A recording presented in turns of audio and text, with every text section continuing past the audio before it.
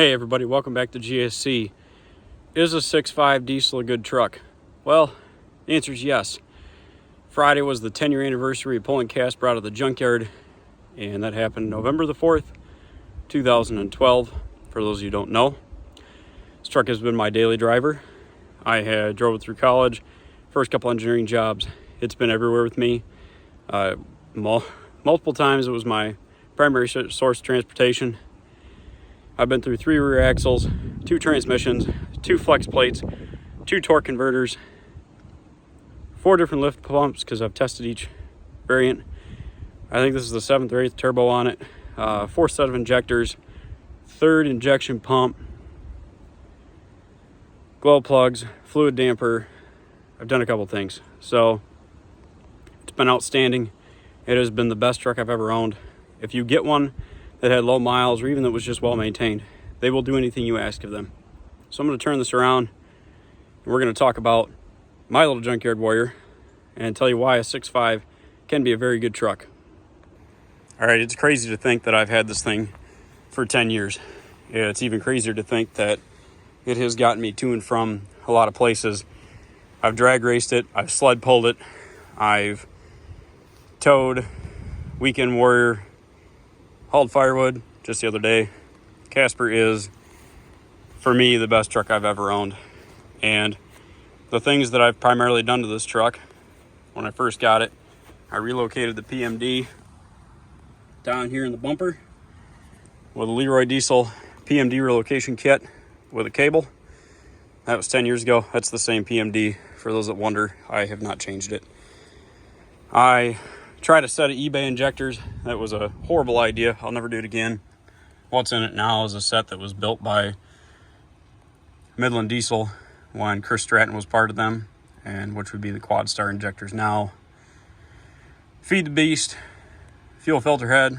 That was one of the last ones that I could find. I got that from John at Quad Star, and actually got it 3 years ago now, 4. I don't know. It's been a while. Injection pump was a junkyard pump after my expensive rebuild became a box of Legos. You'll have that. Fluid damper down there. I got that, oh my gosh, 6 years ago. I had a Quad Star upper intake on it at one point with my WH1C that my neighbor has now. And then I ran a Super 54, and then a Super 60, Super 54 Mark II, and then I ran a Super 60, and ran an HX35 and an HX40 in between it all. And now I run a Borg Warner S300 that we got from Hugh Jeffries, a longtime friend from the East Coast. And that's the way it sits today. I still have the BD diesel torque converter in it that I put in it 9 years ago. It's got a fast lift pump on it. I went from a factory pump to a Holly Black to a Carter to a fast. Honestly, the Holly only lasted a little while, and then I went up to the Carter, and that was on the truck for 5+ years with no issues. So if you're looking for a cheaper way around it, that's the best way to go for lift pump. I'm on rear axle number 3. I grenaded the 410s going to work one day about 9 years ago. Put a 373 open in it. Totally ruined the gub bomb in that and tangled it all up on itself. And now it's got a Suburban rear axle out of a 2000. Actually, it was a 6.5 with a Eaton locker in it. HSP track bars are still on it. The autometer gauges that I put in it, oh my gosh, it's been 6-7 years ago I put the autometers in it, and been here ever since. Came out of the junkyard at 116,974, and it's at 180,925. And we are using it for all the farm stuff right now because it's the gooseneck truck. It's a 1-ton, it's a regular cab, 8-foot box, plenty of room to do things. I just had to replace the clutch fan, and really it's been great. I've had a couple of scares of head gaskets when I had the water pump go. I had another scare with head gaskets when the thermostat locked up, and the dual thermostat housing, the one on the driver's side, completely closed, and this one was full open. So I was getting a nice flow imbalance. Fix that. What else? Oh, the Leroy Diesel oil cooler lines have been on it for 10 years. and a Leroy diesel cooler. So people that wonder if these parts last when you buy them from Leroy or Quadstar or whoever you get them from, yes, the answer is yes. The longest standing parts on this truck is the trans cooler and lines. Those are 10 years old. No issues. The oil cooler and oil cooler lines, those have been on it for 10 years. No issues. PMD cable, PMD and heatsink, 10 years, no problem. That is my second set of Delco thermostats. I don't really know why the one locked up on me and sent me into a tizzy, but we got it fixed.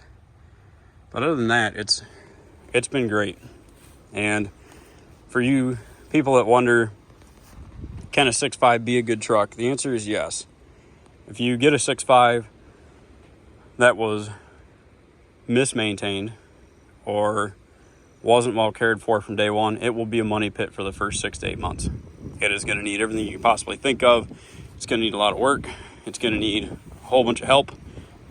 But if you buy one, even if it's high miles, from someone who cared for it, loved it, hugged it, and named it George, chances are pretty good that you're going to have a truck that's going to last 100,000 more miles or more with little to no issues.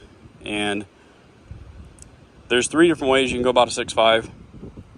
You can do, I guess, in stages. Step 1 would be a stock 6.5 with a vacuum pump delete, with a wicked wheel, an upper intake, an air intake, and a tune. And that truck is going to work, and never have a problem. If you tow a little bit heavier and you need a little oomph, do an HX35 swap, an upper intake, do a lift pump, for sure do a lift pump, and have a tune done. This still has the tune from John at Quadstar that we wrote in 2016 or 17. It might even be older than that. And it's a tow tune. It's second or third rendition. And even with the S300 on it, it performs flawlessly. Every time I hook a trailer to it, every time I drive it somewhere for work or for a trip, haul wood, haul hay, whatever, it's flawless every time. So I'd call it your second step.